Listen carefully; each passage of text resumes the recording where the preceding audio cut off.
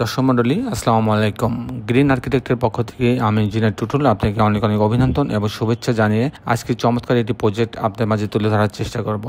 দর্শক মণ্ডলী, অসাধারণ এই প্রজেক্টটি মাত্র 8 শতক জমিতে 3 ইউনিট 10 তলা বাড়ির একটা প্ল্যান ডিজাইন আমি আপনাদের মাঝে তুলে ধরার চেষ্টা করব। এই বাড়ির ছাদটাকে সুন্দরভাবে ডেকোরেট করা হয়েছে, পর্যাপ্ত গাছ লাগানোর প্রভিশন রাখা হয়েছে।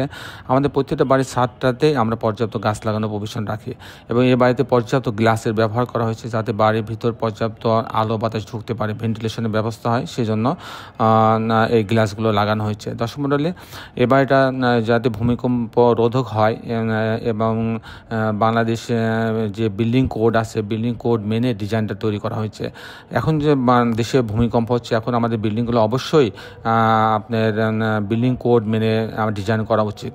দর্শক মণ্ডলী, আপনারা সবাই ভালো থাকবেন। এই ধরনের একটা বাড়ি তৈরি করতে 8.5 কোটি টাকা খরচ হবে।